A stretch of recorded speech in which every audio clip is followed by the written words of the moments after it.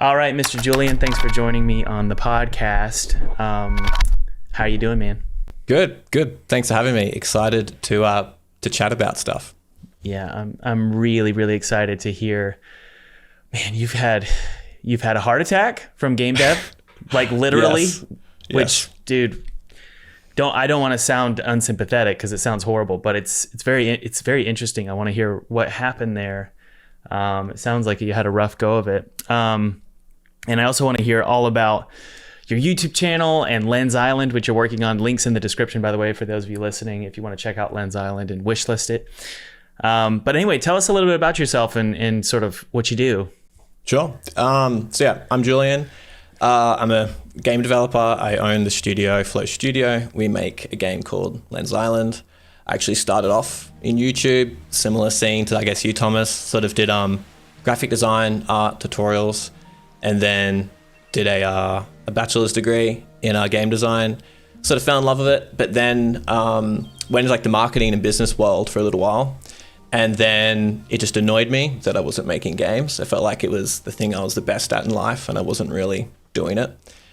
So then I saved up all my money for like a year, quit my job, and then basically made the biggest, most complex, widest scope game I could possibly think of, because that was the only thing that could get me attached enough to the idea to fully commit. I couldn't make a small scope game. I had to make a big one. And then everything is sort of like just been a wild ride since that point. So then went on my own, developed the game initially by myself, then brought on a programmer. Took us around 2 to 3 years to then bring it to early access, and then released Lens Island, promoted it through the YouTube channel, did devlogs, showed a lot of the development in the early stages. And then pretty much after we released into early access, that's when I really realized that I made a game so big that we can't keep making it with 2 people. I guess, I brushed over the part that prior to, I guess, like 6 months before release, health took a really big hit. The grind, the game dev grind, and then the crunch really took a toll on me, to the point where it's just like my life was at risk and went through all sorts of ordeals. And and then grew a studio, released the game, grew to around a dozen people, expanded development, now we've got our 1.0 release coming up in December. Wow. Hopefully we hit December. It's been a very, very big effort. And I've sort of just been underground with the rest of the team for the past couple of years, just making this like gigantic game that we set out to make. And we're finally almost done. It's been around like 7.5 years in development so far. So it's like honestly getting pretty close to sort of closing this chapter and moving on to the next one. But I guess is the story. Yeah, that basically gives everybody an outline of what we're going to talk about today. I'm going to try and break down all of that because there's so much there. And honestly, when you talk about the grind and I don't know if it led to a heart attack, maybe it was a contributing factor. I am fully sympathetic of you, Julian, like so much like this. I'm getting emotional, honestly, right now, thinking about how difficult this summer has been for me and my team. The game industry is difficult right now, at least from my perspective. I don't know how you perceive it, but it's been just, it's a riskier business than it used to be for indie games. And so the first thing I wanted to ask you about was, we'll get into the grind and the health scare that you had.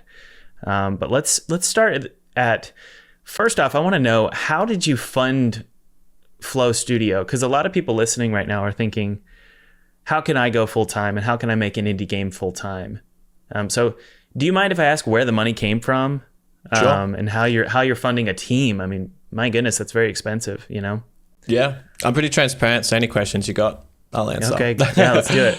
So I guess there's multiple stages in the sort of the funding and the journey, and some of those stages are sort of quite unique to my position or just like a YouTuber's position, but I guess becoming less unique nowadays. Initially I had a YouTube channel that was relatively successful. I think completely prior to game dev and Lens Island, I had, a couple 100,000 subscribers. And it sort of made me like a equivalent on Australian salaries, like a low end sort of salary, maybe like 40 grand a year or something. So when I quit my job, like that helped support me a little bit. And then we launched a Kickstarter for like the very first iteration of like early access Lens Island. We raised around $60,000. So that money basically got us so from like me quitting my job to launching early access, and it took around like a year and a half, 2 years. That's what sort of filled in that void. And then like the launch was like successful. Like I think we sold, I'm probably going to misquote the numbers now. We sold like 30,000 copies in the first week or something like that. That's amazing, and like man. that's like a good amount of money. And then at this stage now, we've sold like 200,000 copies. So like, you know, I think it's like $3 million gross. So like that spread over, you know, X amount of years of like 3 or 4 years is what keeps the studio alive. But I quite literally did grow from just sort of like the money in my account was just paying rent and food. And that was like the running costs of the business. To at one stage, like we're burning like 100 grand a month, you know, and that was the running cost of the business.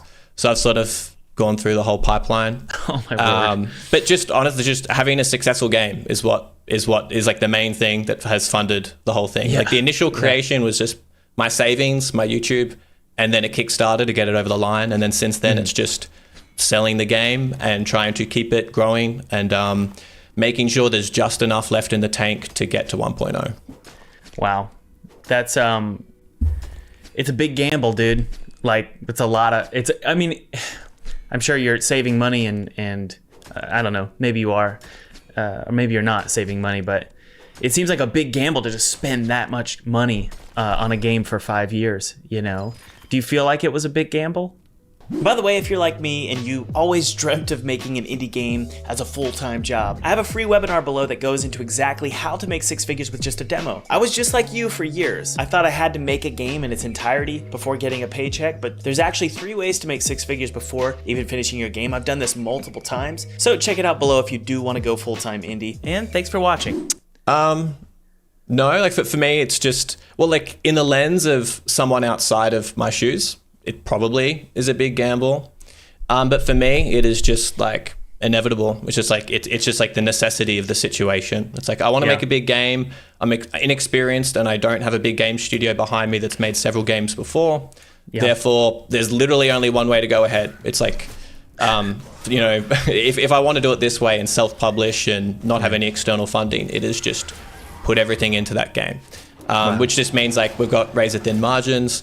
You know, my savings are just the game, the business's savings account. You know, if there's ever any money that needs to come from somewhere that sales don't cover, it's always my personal money, and my sort of saving up for a house, longevity, all of those sort of personal financial decisions just don't really exist to me right now. All that exists is like pushing the vehicle of the business of the game forward, because all that stuff could just come as just like inevitable outcome if the sort of the game studio reaches the point that I want it to reach. But I can't sort of play it safe, keep a really small team, so I keep a bunch of the money myself, as well as sort of be successful and launch a game quickly and I sort of can't have my cake and eat it too. So for me, it's not really risky. I'm fine with it. It's what I signed up for. It's fine. Yeah. So did you mention YouTube as a source of income for you prior to early access? Yeah. Okay. How are you making money from YouTube, if you don't mind me asking? It's like AdSense and sponsorships. Like I literally, you know, I sponsorshipped you. Like you sponsored me to do a couple of videos. That's right. Yeah, I did. Yeah. But really just that. And then I also I worked as a graphic designer prior to YouTube. But then I also sold like graphic design packs and like some other stuff like that. Yeah. But mainly just like AdSense and sponsorships. Sweet. That's great. So people listening right now, if you want to start a YouTube channel that's focused on your game, per Julian's history, you can sell assets. You can also do sponsorship gigs. And for me, in my experience, it's like $200 to like $3,000, depending on what you do, for a video that gets like 10,000 views, which it's a pretty good rate for me. I used to do it. And then I eventually just started sponsoring myself, like you said, with resources, you know, selling resources and stuff. Great. Okay, so that's how you're funded. The next big question I have that I'm so excited to ask. Tell me about early access. First off, I want to know what kind of game, per your experience, is good for early access. Oh, I don't know. I think that's really like subjective. Like a good game that's good for early access is just whatever the game that you want to make. Because you can have tiny scopes games in early access, and then they can grow in scope or grow in polish and still be successful.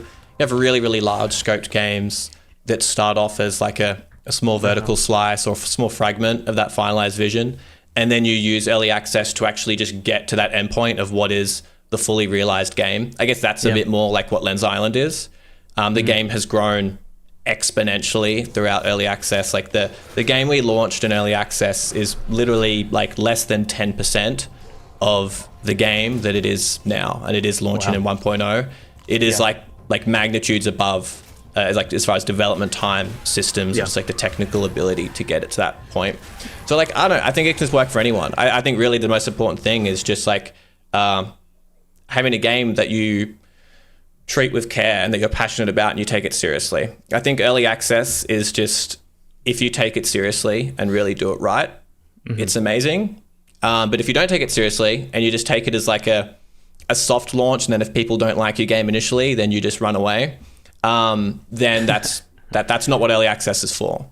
So from the moment we hit that launch button, I felt very much tied to the project, that the project is not complete, the job is not done until we get it to exactly the vision which it was sort of projected forward at that point, which we're very, very close to now. So that I'm a little confused there, because I've talked to other developers who say that early access is only good for games that are like creative or, crafting, and then your game is that, right? It's very the player has a lot of control over. It's not a linear game, I'll say that, right? Yeah. Whereas the game I'm making is a linear first-person shooter that throws back to like Half-Life and BioShock. Do you agree with me that that's not necessarily a good game to launch on early access? I think on the surface, most people would think not, but I definitely think it could still work. Like it all depends on how early access is structured. For example, you have like a really, really tight sort of game loop, really fun core gameplay. Let's say you've got let's say you've got 3 awesome levels that are 3 hours of gameplay. And then throughout early access, every couple of months, you release a new level. It's a new hour of gameplay. And you just sort of, you make a linear sort of story-driven game or whatever it is that typically people don't think has the replayability necessary for like early access. But you could just develop it over a timeline in bite-sized pieces and almost act like early access updates are like free DLC.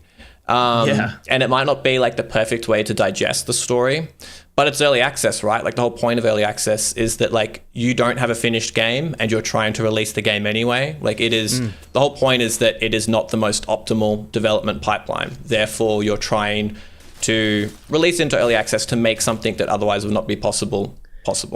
So like in my sort of standpoint, pretty much any game can fit into that formula.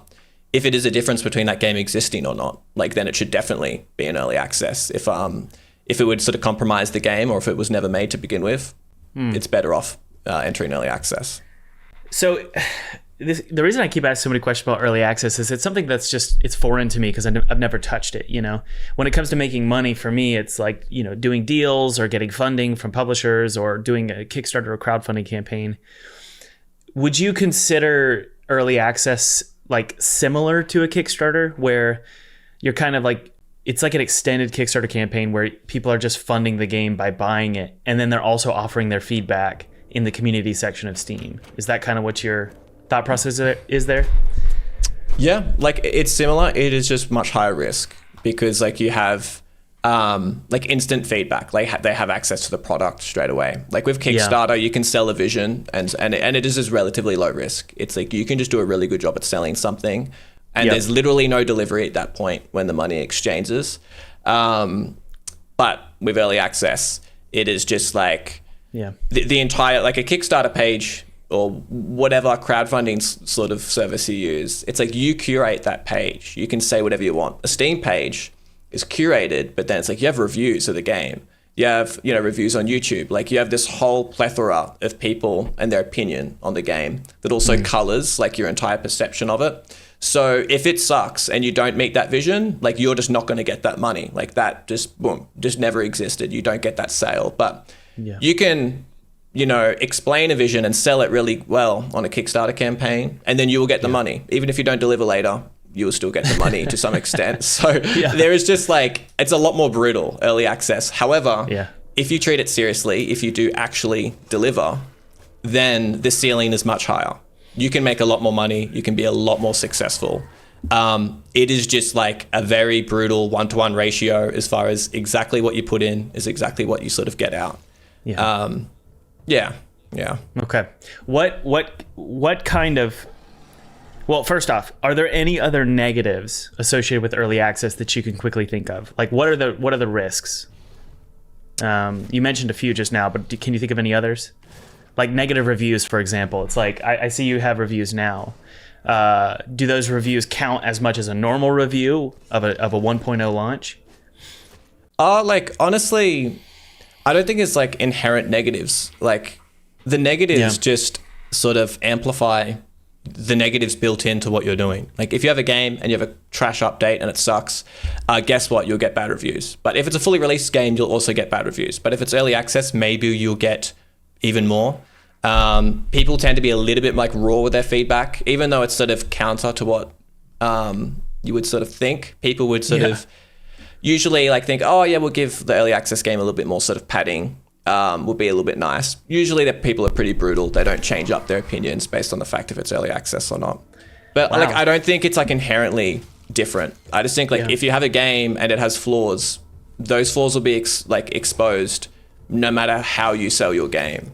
If anything, it's a really good thing for those flaws to be exposed before development's finished. You release an early access, you find a big problem, get a bunch of feedback, fix the problem, and then a couple of years later you release the game and that problem does not exist in the final product. But if you sort of worked on it completely internally and then released it at a later stage, you might ship the final game with that same problem that people gave feedback on before. So it's just So Julian, when you launch when you launch Lens Island, you're doing the 1.0 launch in December, right? Yeah. Okay. When you launch it, do all those early access reviews get wiped clean? Do they count? No, they all count. Yeah. Okay. So that to me is the risk. If you launch something that sucks, but you know it's not going to suck when you launch 1.0, the negative side is if you're getting like mixed reviews, it's going to be potentially hard to combat those when you launch, because you're going to have a game that already has mixed reviews. Even though 1.0 might be amazing, you're stuck with those mixed reviews, right? Well, I think it's all based on like ratios, right? I think the only time that's really going to matter, where you're stuck with a bunch of negative reviews and that basically forever ruins your ratio and you have a hard time coming back from that, is if you're Amazon and you have unlimited marketing budget and you throw millions and millions of eyeballs at a game which is bad, and then it's really hard to come back from such a vast sort of amount of players saying that your game is bad. But if you're like an indie dev and like 10,000, 50,000, whatever amount of people play your game, and they're like, it could be better. Maybe it's mixed. Maybe it's mostly positive or whatever. Maybe it's overwhelmingly negative. Like, you can absolutely come back from that, because like the whole idea is that like 1.0 is supposed to be more successful, like magnitudes more successful than your early access. So therefore, like the majority of your players should come from 1.0 and afterwards. And then that should basically even out all the reviews. And then, if you get 10,000 bad reviews, what does that matter if over a few years you make the game amazing, and then at 1.0 you get 1 million amazing reviews? It's just like a drop in the pond. So I think like the ratios, unless you have a very, very big following and like a lot of hype, like unless you're like that, what was that, like the day before game? Yep. Like, unless you're that sort of like level of success, like I think you can always come back from it. Gotcha. So yeah, what I'm hearing there is there's also potential risk, which is your demo or your whatever, the first thing you launch on early access is amazing, and it creates so much hype that suddenly you're kind of at a loss because you can't quite fulfill that hype. with a full game. Do you know what I mean? Yeah, it's sort of a great problem to have though. Like selling too many copies at your early access launch. Like I think every developer would love to have that problem. I like Valheim, I guess would be a perfect example of that. Like it launched to early access and like just the first iteration of the game got tremendous success. And now they've kept developing the game for several years. I think they're planning a 1.0 next year. And like it's probably already sold 90% of all the copies it will ever sell in its entire lifetime. Like it's reached the pool of players. It did its job. I'm sure the game is, you know, a lot better than it was before. It's like they got the success, like it was done. And like, I don't think it would have been that successful if it sucked. So it's sort of like, if you sell a bunch of copies, usually your game's pretty good in some sort of way.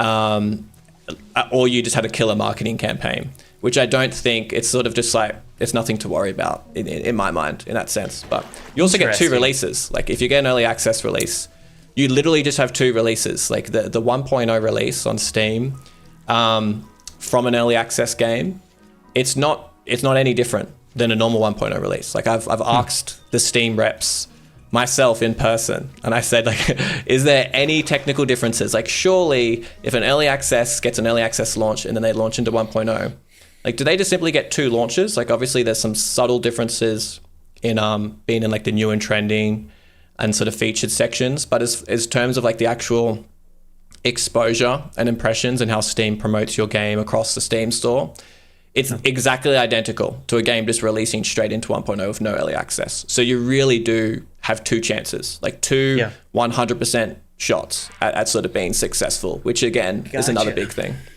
Yeah. Okay, so what about wish lists? Does early access help wish lists? Yeah, like absolutely can be. Like it's sort of like the better your game is, and the bigger the promise at the end, the more wish lists. Like we launched Lens Island with 200,000 wish lists, I think. Now we have around 400,000. So basically just like, well, we doubled our wish list. So that's sort of the straightforward impact that early access had for us. It's like we basically now get to recreate our launch all over again, but just with like double the amount of bullets loaded in the gun ready to go. Gotcha. And now the game is like 10 times the game that it was. So if it's done properly, if you really treat it seriously, it can just be like the perfect launch pad for a game that would be otherwise impossible to make. But with the caveat, like you really do have to do it properly. It's a lot of work, a lot of effort. It's a tightrope, but it's definitely possible and definitely can lead to some like really good outcomes. So one of the ways that is common right now to get wish lists is to launch a demo during Next Fest, right? Yeah. There's a Next Fest coming up in October, and I think there's another one in February, I believe.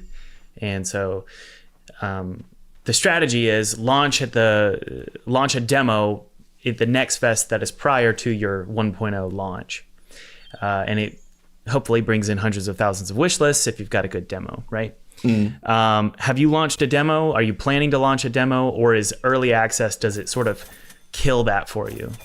So we pretty much did that exact same formula. So we launched with an XS demo, and we're like sort of like the 3rd most downloaded demo of that Next Fest. So we're pretty high up on the list, and we stayed there for the whole Next Fest. And that's what got me from like 10,000 wish lists to 200,000, really. I think like the first day of the Next Fest, it was like 25,000 wish lists in a day. And for me, like that was still the biggest moment of sort of like satisfaction and success I've felt since doing the entire game. Even like through the early access launch and everything, like that moment was like when I officially went from just some little kid being like, oh, maybe I'll make this game, maybe it'll be successful, I don't know, like a few thousand people might buy it. Like, oh shit, like this is a game. like people are gonna buy this, and I've really got a shot here at like big success. That was huge for us. But yeah, we did that exact same formula. We sort of did it like before it was cool, when like the Next Fest was still in its first sort of iteration. So it was a lot less competitive and a little bit different sort of 3 or 4 years ago. I think it was like 4 years ago or something, the Next Fest we did, maybe longer. It's a bit of a different beast now. Like it's a lot more competitive. But at the same time, like the good games rise to the top, whether you have a big marketing budget for Next Fest or not. But I guess I got lucky. I also could use my YouTube channel to just like throw a bunch of eyeballs at our demo straight away. So harnessing our fan, like the fan base from YouTube for the next fest definitely helped, because I could sort of hit the launch button on the demo, and then like the first minute that Next Fest opened, I was like live streaming the game, and I was like, everybody, it's free to download, and then I just got like a couple thousand like down installs like instantly, and that got us towards the list, and then it sort of snowballs from there. So I love that. Yeah. So okay, this is so great. The reason I do this podcast, the secret reason, is so that I get free consultation from geniuses. So thank you, thank you very much. This is helpful. I'm being a little tongue in cheek there, but the thing is that I want to know why you. So what I've been told by publishers and also friends is to launch at the Next Fest prior to your 1.0 launch. Now I've got one buddy who he's killing it. He's got like 200,000 plus wish lists. However, he launched at the Next Fest. He just launched at one of the Next Fests, and he didn't really think about when he was going to do a 1.0 launch. And so it might be a year or two from now before he even launches, which is counter to the strategy I've heard, which is hit the Next Fest prior to your 1.0 launch. So as close as you can. Do you think there's credence to that piece of advice? Yeah, like with anything, like striking while the iron is hot, definitely amplifies like the actual conversion. So it's like, you know, if you convert people a week or a month after they wishlist a game, there will be more conversions than a year, 2 years. So that is like the one caveat with early access, is like the pool of wishlists that you have. If it is a long early access phase, I would consider our one relatively long or medium. Would be an early access for, it'll basically be like exactly 3 years. So those 400,000 wish lists at face value may not be as well converting as like 200,000 wish lists gained over a Next Fest that could convert like a couple months later. But like the difference is not so big that you don't wait. Like it's a way to amplify what you have, but also like having a good game is a way to amplify what you have. Just having a good marketing strategy is like, there's a million other things you can do. Having the right, you know, sort of price to launch with, like there's so many things that get people through the door as far as converting, that I would say like a lot more important than just simply like someone that may have like slightly-ish forgotten about your game. Like if they're interested at one point, they're probably still interested.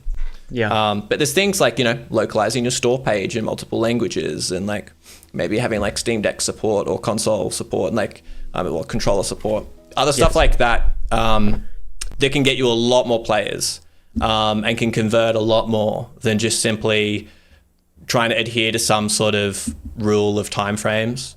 Yeah. So it's like, I wouldn't use it as a hard and fast rule, but like it definitely affects it to a degree. Yeah, that makes sense. Okay. So if you had to pick one, would you pick 400,000 wish lists over the course of 3 years or 2 years or whatever you said? Or would you pick 200,000 wish lists 2 months before launch? Which one would you pick? Well, like I guess it depends. So like the absolute version of that question, in which the rest of the game doesn't exist, I'd maybe pick 200,000, but at the same sense, practically 400,000 means that you have developed the game for longer, which means the game is probably like more ready to market. Like you've actually developed it alongside a player base, and it's had more time to mature. It's probably a better game. And then in that case, just having a better game is, I would pick above any other metric. Like I don't care about what the marketing metric is. I would rather have a killer perfect game with 0 wish lists than have an okay average game with 500,000 wish lists. I just don't care about wish lists. And that is like every other developer that I've talked to with games a lot more successful than mine. Everyone agrees. It's pretty unanimous. It's just like the game is the thing that matters. Like all the marketing is generally a multiplier. It's like if you have success, if you are going to sell 1,000 copies, you do some killer marketing, like maybe that can do it a ×2 on your 1,000 copies or whatever. Yeah. But if you have a killer game, like that adds to the pool of copies before the multiplier. So it's like if you've got like a really, really amazing game, maybe you can sell 100,000 copies on its own. And then with some killer marketing, you do a ×2. And guess what? Like that ×2 marketing just made you 100,000 copies extra rather than 1,000 copies extra. So they both need to be done in tandem with each other. However, like I don't get too caught up in the numbers. I use like wish lists and everything. It's more of like an indication as far as like the trends and like how people are sort of responding to and liking the game in its current state. I see it less as some sort of absolute value that like predicts the success accurately. It's more about like the game itself, I think, is the best indicator of future success. Brilliant. So right now, do you agree? First question is, do you agree that the indie game industry is struggling right now? Oh, I would say no. I don't agree. Okay. See, Gavin, who made Choo Choo Charles, he agrees with you. He's said as much as well, that it's like it's not struggling. What's struggling is publishers and AAA. Yeah, I agree. So do you agree? Next question is then, do you agree that a good game can get buried and not see any eyes on it on Steam just because they didn't market it well? Or do you think, no, if it truly is a good game, it's just going to rise to the top? I think like it really depends on your definition of good. I think there's a lot of AA and AAA games that are making good games, and good as a definition of like solid games. Like technically, if you look at a whiteboard and you look at the feature lists, you're like, yep, it's got the bones there. Like it's got everything it needs to be a good game. But then a lot of them are quite uninspired, not necessarily groundbreaking. They don't have unique hooks. Like they don't actually have some sort of like value proposition outside of the fact of like, this is a solid gameplay experience. And it's like, people don't want solid gameplay experiences. They want like good games. Like they want a game that provides them something they haven't been provided with before. So I think in general, like AA and AAA are taking less and less risks. And it's sort of like a self-perpetuating cycle where it's like, because the industry for that sector has been a little bit more cutthroat, big studios are trying to do like take less risks. So they're making more like watered down, mundane, sort of just like solid games. And solid games like used to sort of cut it when there was 100 games launching every year. But now there's like 30,000 games launching every year. And like that doesn't matter. Like your solid, just standard run-of-the-mill game doesn't really like maybe before, just due to the fact there were such little games, it could have had a chance for sort of mediocre success, but now less so. But I just really think that like those games in general were never going to be truly successful. They were almost just like filling a void in like media consumption, where it's like, no, I got nothing else to do. I'll just play this average game. And I think like indies and just like, you know, people just out on their own, they don't have like 100 mouths to feed of like a big studio. They don't have necessarily like shareholders and like this whole structure imposing all of this like risk. So they take more risk and they choose more unique visions. They sort of like break the boundaries a little bit and create just more like games with hooks. Like indies are just better at creating games with stronger hooks across the board. Because so I think they're low risk. Exactly. And it's like they don't even care about the risk. It's like if you just like quit your job at McDonald's to like make a game, it's like, what's the risk to you? Like you go back to McDonald's. So like you try anything you can to just like make the craziest, most amazing game possible. But like if you're heading up a large studio, the risk of like a game failing is like, I'm going to ruin like hundreds of lives. Like I am going to cost millions and millions and millions of dollars. Like it is just like exponentially greater the risk. So like I think it's all about just like risk in the industry and what larger studios define as risk. I just think like that mentality is what is failing. It's more just like game design companies and game design culture and game design as an art. I would say like that is the mechanism that sort of is bad and failing to a degree at the moment in some studios. And that's not really a mechanism that exists inside of indies for the most part. So okay. Yeah. That's really encouraging, seriously. And I've because I'm part of the publisher world, because you know all of my games get published. I see how the sausage is made, and I experience the corporate. It's like just a mess of communication sometimes, and then you've got like C-level people, and you've got shareholders who want changes in the game on the indie side, right? So all of that corporate nonsense funnels down to the indies that they're publishing. And suddenly you're in a situation where you've got a watered down vision of an indie game, which is like the worst possible thing. Yeah. Because an indie game's not going to make $100 million most likely, or 50 million, you know? And so you've got this game where it's watered down, and so it's not going to compete. It's not going to be able to compete with the other indie games that are not watered down, because those games were willing or able to take risk because they didn't have the corporate structure, right? Yeah. Yeah. So what I've discovered this year is that getting a publisher is a great thing if you need the money. But right now, in particular, getting a publisher means that you're probably going to get bogged down with corporate nonsense that will then water down your vision, thus in creating more risk for your game's launch. Does that make sense? Yeah, I totally agree. Yeah, like Cool. Publishers are like that glue between the AAA, AA, and the indie scene. Like they're that sort of like tear in the middle, and sometimes it can really leak down and affect. And that just like all depends on the publisher, right? Or like sometimes it's not even publisher. Sometimes it might even just be. There's also marketing firms that do sort of royalty-based stuff, and then you also just get investors and stuff, and more like traditional business sort of model. But either way, it's like when there's a larger business imposing their risk assessments onto an indie, then it's like, boom, like you're like, you're being sort of controlled by that sort of scene and by those decisions, and it absolutely will affect the indie. And that just comes down to like publishers are like a tightrope. I've always really steered away from publishers. However, there are amazing publishers out there. Like I have a lot of friends that have work with publishers, and you know, the right ones, like they have nothing but amazing things to say about them. But there's also a lot of horror stories, right? So there are. Yeah. And you know, for me, I've found that some of the, maybe I'm trying to think here, two really crucial things.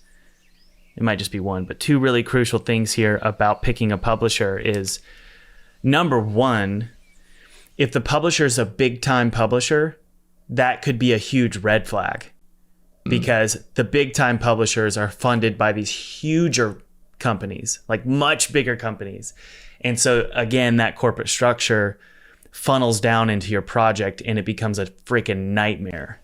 That's one side of it. The second side is, or second point I'd like to say is that just because a publisher is offering you $1 million in funding, I would rather get offered $100,000 in funding at a really low royalty fee, because as opposed to $1 million at a higher, like a 50-50 split.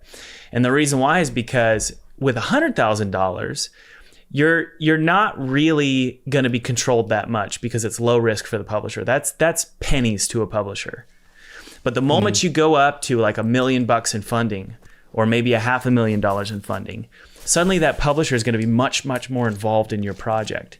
And so all those beautiful hooks that you've got, all those idiosyncrasies that make your game strange and unique, they might be offensive to a publisher. Or not offensive, but it might scare the publisher, right? Because they're investing all this money. So my sort of advice to people listening now, if they do want to get a publisher, and based on what you've said as well, is that steer clear or be very vigilant about publishers who are throwing around big lump sums of cash, because you're going to become kind of their slave, and you don't want that. Not with an indie title, you know? Yeah, I totally agree. I think like publishers in general, they feel like the delta between what is possible for you to make on your own and then what is the ceiling of your potential success with that thing that you could potentially make. So it's like if for example, like when I had started making Lens Island and got traction by myself, had a few 100,000 wish lists, the game was fun, and I was like, I think I have the potential to finish this game. I had an idea of what our future success could be. Like I could sort of extrapolate where I was now to like, okay, the future version of Lens Island released could sell 500,000 copies. Like it could do like really well in certain ways.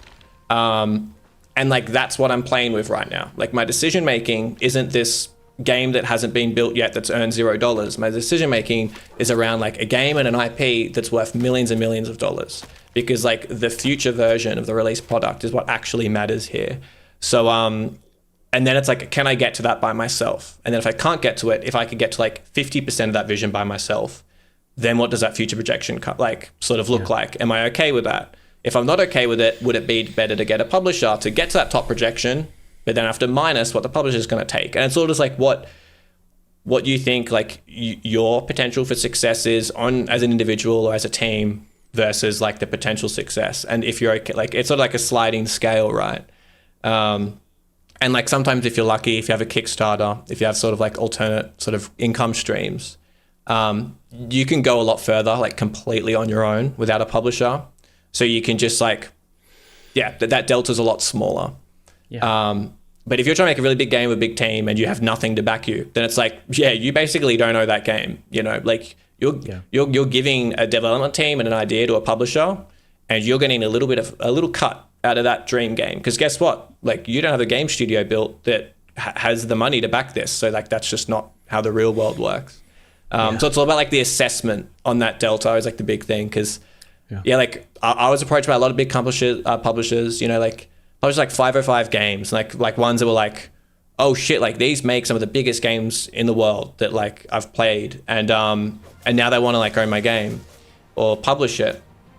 But you just gotta like take those rose-colored glasses off. It's like the decision you're making, so that like it doesn't matter. Like, you don't base it off what your current state is. You base it on what the future state of the successful released product is. Like, that's what you base your decision making on. So, well, you know, to sort of wrap up this, and then I want to get into the heart attack you had. You know, I think about how so many game developers right now, they might have a fearful predisposition. Like, they're just like, for me personally, I'll admit that most of my life I've been someone who's very risk averse, and I know that people listening probably don't believe that because I started my own game studio, but I've always approached every decision with like, well, how do I have enough money in savings, and how do I survive for the next 5 years if nothing comes of this game, you know? And so I'm always sort of storing up for like a hurricane or a really bad season. You seem to be somebody who's just really confident in what you're making, and you're going to put everything into that and not worry about the future. Is that true? Yeah, like to a degree. I think it describes me. But like, I definitely, like, I stress, I'm very anxious. Like, I'm a very organized, like forward planning sort of person, but at the same time I am confident in my own ability and I do take risks. One big thing I think, it's just like a practical difference though. It's like, I don't have a family. I think just having a family and having a kids is just like a fundamental difference in like being risk adverse. And it's like, and I think it quite literally is like, if you have a studio and there's 20 people on your payroll, or if you're one person with a family, they're probably pretty comparable. Like, you're probably in similar sort of mental situations as far as like the risk profile. Because like, like I've had the time, we've been at points where I've had like, I think 12 or 13 people on like the payroll for Flow Studio. And then, like I definitely had some like different sort of risk taking, different decision making at that point. Now we're sitting around like 5 people, and it's a bit different. I do think family really matters, and like the scale of the company matters. However, like I really, really, truly believe in just like, I'm a very motivated person, and the thing that motivates me the most is just like how far like the will of a person will get you. Like, I just think it's like the biggest, most important thing in life in general is just like willpower. It's just like doing the thing that you're thinking about doing. I think that's like the most special secret sauce to life. And I have a lot of confidence in just willpower. Like, I have a lot of confidence in what someone can do if they actually do the thing that's in their mind, like the thing they tell themselves that they want to do. If you really put 100% into that thing, like, I think it is just extraordinary the results that can come from that. Yeah. And I think over my life, I've somewhat proven that to myself, that is like a system that I can be confident in. Yeah. So I am confident in it. Because for me, it's just like, the point of life is just to really do what I want to do. So that to me is worth more than anything else. And sometimes they're worth more than like putting my life at risk, because it's just like, even if I run my body into the ground, I'm fine with that, because it's like, for me, this is everything. Like the culmination of my life is exploring my passion and exploring my motivations and giving my life meaning through those ways. So therefore, like, I don't really care if something negative was to happen to me. Like if I was to die because I was too motivated and too passionate and working too hard, then it's like, okay, I'm okay with that. Like at the end of the day, like that's just that was me living my life the way that was through my lens worth living. Sure. So yeah. Sure. You know, and that's so funny you talk about family, because for me, I can't think that way. You know, it's like I can't run my body into the ground because my children want to jump with me on the trampoline at 5:30 p.m. You know, my wife needs me as well. So I have 3 kids now. And so, you know, for me now, I have to be like, how much can I work? How beautiful can I make this game? How amazing can I make this game without it affecting my family? Yeah. You know? And there are seasons, like right now I'm in a season, and me and my wife, we have to discuss this. You know, we sit down and we talk about, okay, you know, this quarter is going to be rough. I'm going to have to work late nights, and I'm going to have to get up early, and I'm going to be kind of stressed out even in the evenings. And so we have to plan for that and budget emotionally for that. Whereas if people are listening right now and you're in your 20s, or maybe you don't want a family, then sure, you know, go for it, you know, go nuts. But let's talk about that. You did take that risk, and your body took a toll. Can you give me the story there about what happened? Yeah, I'll start off by saying, just like quickly adding on to what you said, like I do believe that is like working hard or effectively is a skill, and it's something like I don't sort of run myself into the ground these days in the same way that I used to. I have like my fitness and eating and everything is like a massive priority. I'm like a much healthier, different person that I used to be, but I still work just as effectively because like I found ways to do it in a more sustainable way. So for me, it's all about like effectiveness of what I'm doing. Whereas when I was more of a novice, it was all about hours. It was just like I just keep throwing my body at the wall, and that was the way that I filled the gap in skill, right? Because like I was fresh out of university, just started working on this project. It's the first game I've ever made. Like I never made a game before Lens Island that was released in any way, and like clearly I was just like a novice game developer. I had a huge gap in knowledge, and the only way that I could fill that was like, cool, so I'm just going to work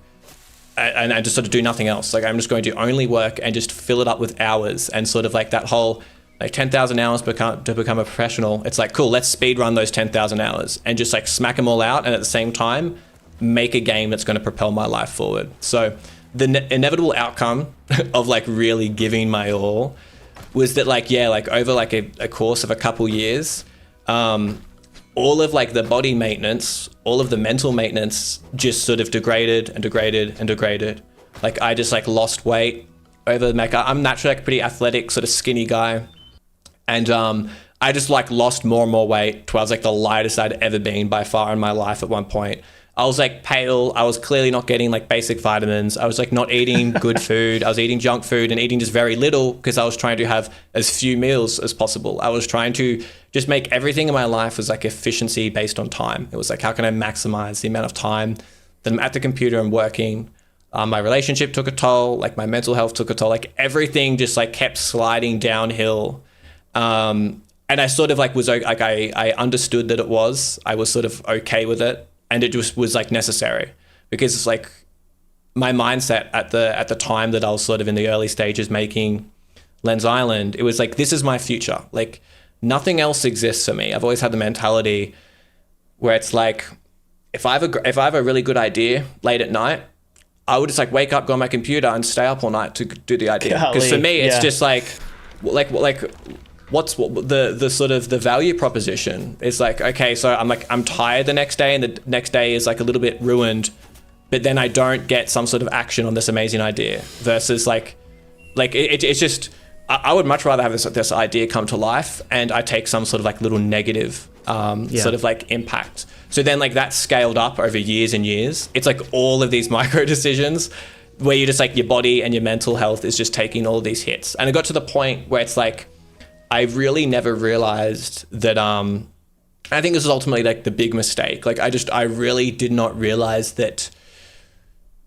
mental health could cross over into physical health so drastically. Like I just did not think that was possible. I was like, I can meditate and willpower away my sorrows and I'll be fine, sort of thing. And it just like doesn't work like that. Combined with the fact that I was very physically unhealthy at the time, it just sort of created a scenario where like my body was so adapted to stress and like high stress that like my resting heart rate was just got higher and higher and higher. I started getting so much like arrhythmia and just like irregular heartbeats and just all of these symptoms of just really high level chronic stress just became like normal life for me, and I started to accept them. But yeah, then it got to the point where it was basically, like one night I just had such like, really, really bad sort of like arrhythmia, and my heart was sort of going all over the place. And this was a night that I was trying to spend with friends. I was like, here's the one night to take my mind off things. We're a couple months out from launch, and I was like, okay, I've just been grinding. I need some sort of quick little relief. So I had some friends over, had a couple drinks.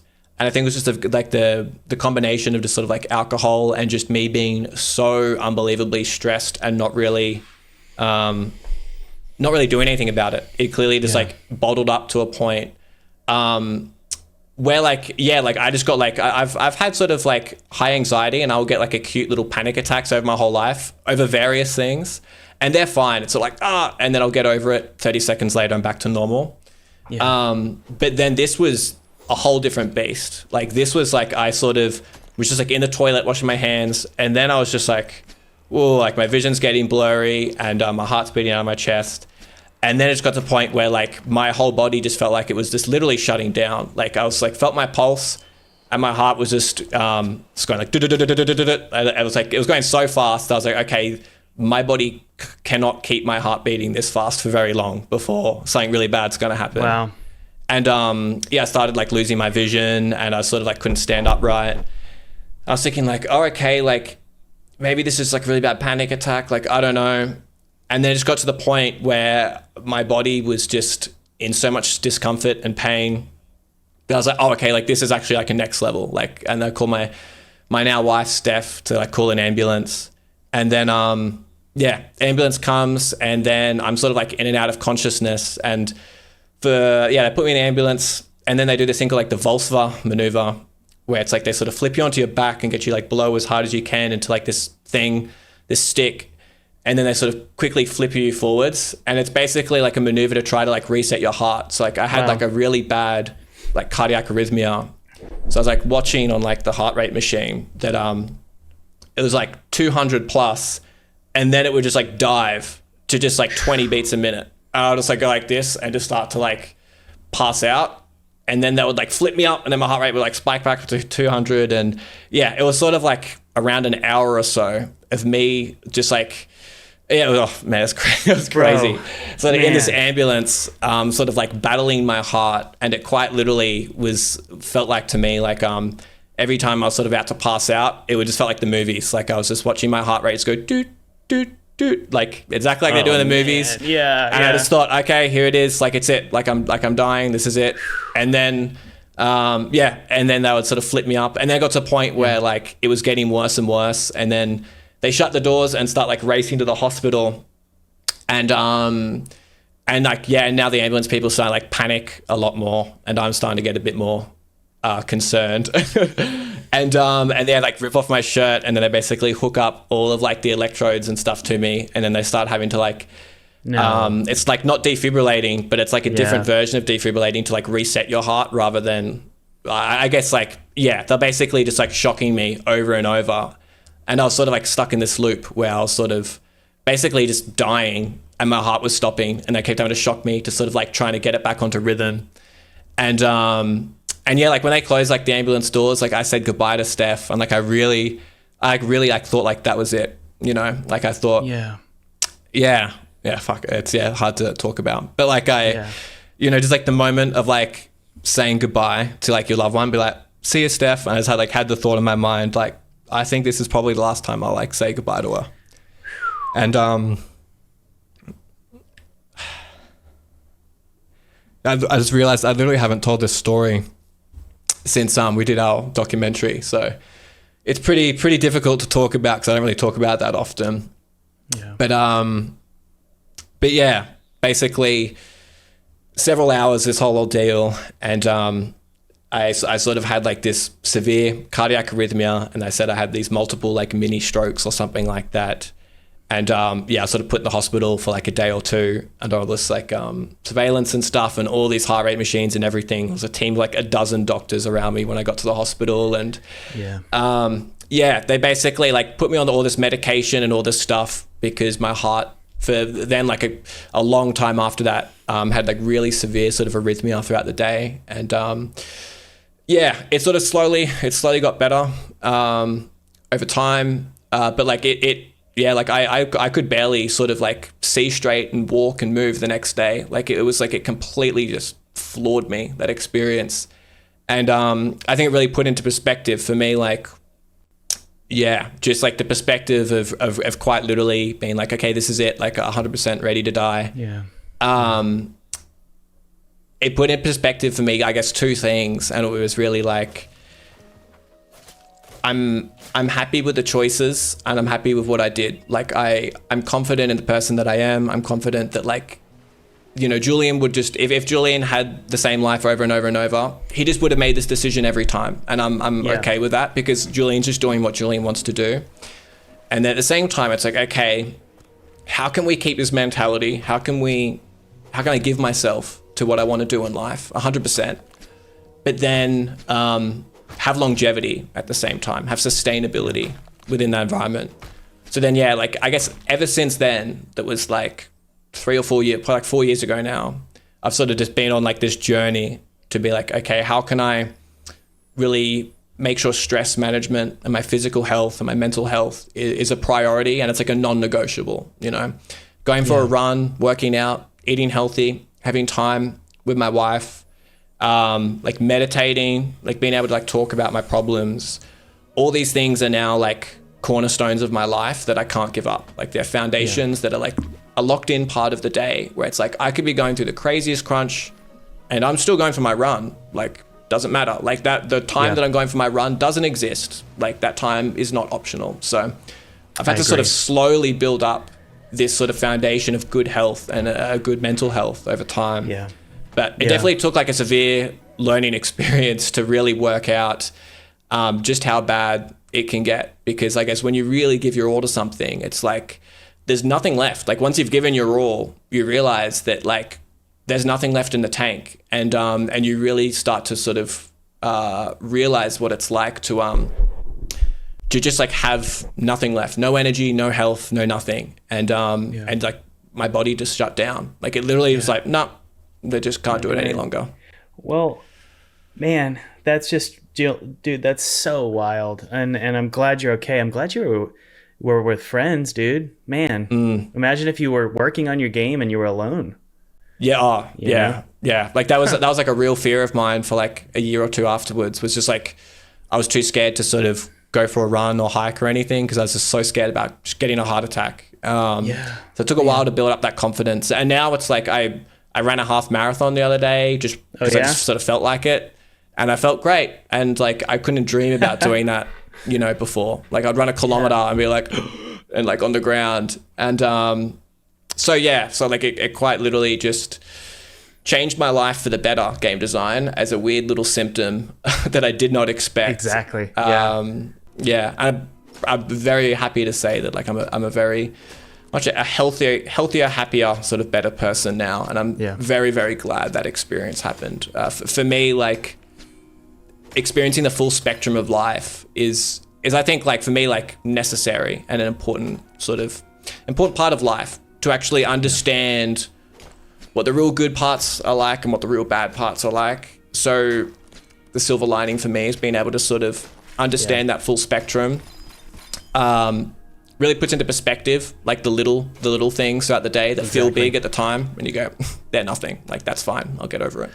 Man, I totally agree. I was just talking to my wife about this because this summer, like I've said, and I'll probably do a video about what exactly this summer, what happened, but for my studio. But I was talking to my wife about this and just how grateful I am for the hell that this summer was, because I'm like Thomas Brush 2.0 now, you know, like I've upgraded.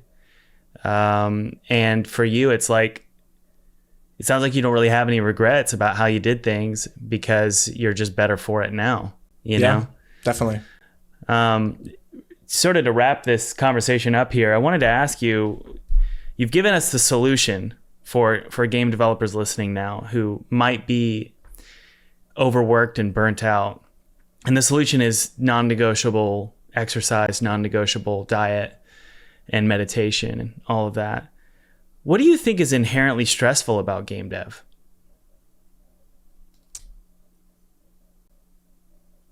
Well, I think the inherently stressful part is really just building a thing without a blueprint. It's like whenever you're trying to make something and you don't know exactly what it is you're trying to make or exactly how to make it, whatever judgments you make will always be wrong.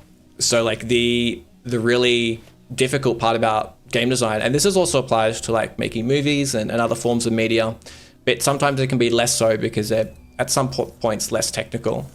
But it's very, very difficult to estimate time, money, just to estimate anything. Like there's like any aspect of the project. You have to just sort of like mark on your calendar or like mark on a bank account, okay, this is it. This is how much money I've got. This is when it needs to get done. And it's like a make-believe point in time. And then you have to actually then make a game and somehow get to that point. Yeah. And that's the difficult part, because like if obviously it becomes easier the smaller scope you have, or the more like predictable your game is. But like just games as a genre, as an art form, they're so technical, they're so fluid. It is just so unbelievably difficult to get that formula right. So the difference being, it's just like the difference of like what your projection was and like the reality. There's only one way to make that up. Like if it's either like you quit and it failed, or like you have to make that up yourself. Like if you're just an indie by yourself, that's you. If it's a team, it's the team. It's like, guess what? Like we just have to work more and harder until we get to that point. And there's just no other option. So like it really is just like all or nothing, because if you don't make that point, for some people, like there might be padding built in. But even then, like if it's padding, you still had a projection and you still didn't meet that projection and you still eat up your padding. Like if you eat up your padding, that might cause other outcomes. Maybe you eat up all your padding and it's still not made. So I think our games just are inherently difficult to just to guess how long they're going to make, and sort of how difficult they are to create. It's just sort of like part of the beast. It's also why I think early access and sort of making like public development videos, stuff like that, things that give you money throughout the process are the most beneficial things to game development. I think like people that make games publicly, people like yourself, like and also like new sort of streamers as well. Like think about like Pirate Software and stuff like that. Oh yeah, that is like the creme de la creme of running a game studio. As far as like, okay, so wait a minute, they're getting paid to make the game. They haven't made the game yet. They don't really even have the product, but just the act of making the game, they're getting paid. Sometimes they're getting paid more than what the game's even going to sell. And it's just like that's the formula that can help counter that sort of that risk profile that's just like baked into games. Yeah, man, I totally agree. And for me, I understand the stressful part of it. Ever since I started making games, I've had high blood pressure. And so I take blood pressure meds now because I don't know. It's like just all day when I'm working, my left leg is just bouncing and I'm just like tense. And I think it's something like, it's like trying to build a house while it collapses. Like that's the best way I can describe game dev. Because like you said, all of your notions of what will make the game good are falling apart before your eyes. It's like, oh, I thought that would be fun. It's not fun. I thought that would look cool. It doesn't look cool. I thought this would work within the context of this story element. It doesn't. And so you're building stuff, spending money on it, and then it breaks. And so you lost the money, essentially. Yeah. And then you have to rebuild it again and sort of spin the chamber and think, man, I hope that, like, somehow you have to trust yourself, even though a lot of your decisions did not pan out during development.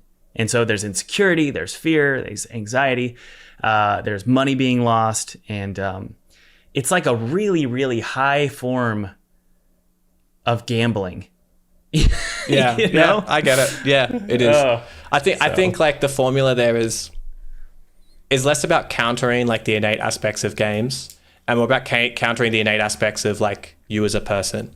Yeah. Because like a lot of indie game devs that are successful that you may interview, that we may know about and hear talk about, they're very, very similar people. Like they have similar character traits. And it's like, oh, okay, a lot of them might be very creative and like entrepreneurial. They might be like, a lot of them are probably very adverse to risk and they like to plan a lot and they're very sort of anxious people, but then they have some sort of confidence or risk-taking ability which allows them to then like go forward. Like they have some sort of like big motivation that allows them to actually like act on that plan. And I think it's more about like understanding the kind of person you are and being able to work with that rather than try to like no matter what, like making games will be stressful. Like it's just, yeah, like sitting down every day and working on something and you don't quite know when it's going to get done. And you don't quite know how long the thing is you're doing is going to take. You don't quite know about the unforeseen sort of like technical problems and stuff that it's going to happen. It's just like, yeah, like it just is sort of stressful. And if you're the kind of person where that doesn't sit well, like that doesn't sit well for me. Like I want to be in control. I like to plan ahead. I like to be in control of my future and my present. So it just by definition doesn't really sit well with me. So therefore I have to make it sit well. And that's like a me problem. I have to sort of work on myself as a problem, as a person to be able to make games and be happy about it. Yeah. I've definitely learned that this year, man. Like, I've learned that my circumstances don't have to determine how my brain feels. Just because the world around you is collapsing, and near me it is. We just got hit with a hurricane really bad, and I was an hour away from where I live now. I was just doing this cool little like a search and rescue type thing. It was really fun. We went with like 10 people up to North Carolina to just help and see if people needed help and needed water. And you just look at the devastation around you. Like, dude, I was in this mountain town and like they'd lost everything. Like the roads are completely collapsed. Their homes are, falling off of cliffs, like literally, or like hanging over the edge of cliffs over a river. And I talked to these people and I'm like, so like, how are you? I'm talking to the residents. I'm like, how are you gonna, get your money back from your house? Is insurance going to pay for it? And they're like, no, insurance doesn't cover it. Yeah. And I'm like, is the government going to pay? And they're like, no. And I'm like, well, then how are you doing? And they're like, we're just lucky to be alive. And they've restructured their brain to adapt to the circumstances around them. Yeah. And the same is true with game dev. From what I'm hearing you say, it's like you don't care what game dev throws at you or what problems come with your game during development. You still have to power through. And it's up to you to figure out how to do it and to be in a good mental state, in a healthy mental state, regardless of the situation, right? Yeah. Yeah. And it's possible. Most people they go, well, I was born this way, so I'm going to be miserable. And it's like, no, you can change your brain. You can make it work, Yeah. Yeah, I think people just need to remember the game they're making is the outcome of the game designing machine that they are. And the better that machine, the better the game. Oh, I love that. Yeah. That was a good quote to end on, dude. That was good. All right. Cool, man. Well, we're over an hour here. That was awesome. Guys, those of you listening, please, please, please check out Lens Island below. Wishlist it or purchase it, right? You can go ahead and purchase it. Did you want to leave us with anything about Lens Island? Yeah, I guess we're launching into 1.0 multiplayer. Hopefully this December. Fingers crossed. We don't have any of our own unforeseen circumstances.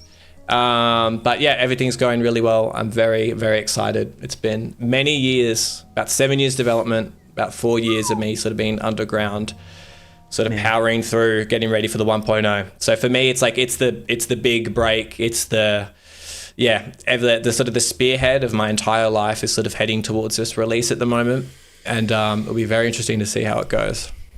Awesome. Cool. Well, thank you so much, Julian. That was really, really fun. And I'm glad you're well and healthy. It was really good talking to you, bud. Thank you. Likewise. Yeah. Anytime. Cheers. By the way, if you're like me and you always dreamt of making an indie game as a full-time job, I have a free webinar below that goes into exactly how to make six figures with just a demo. I was just like you for years. I thought I had to make a game in its entirety before getting a paycheck, but there's actually 3 ways to make 6 figures before even finishing your game. I've done this multiple times, so check it out below if you do want to go full-time indie. And thanks for watching.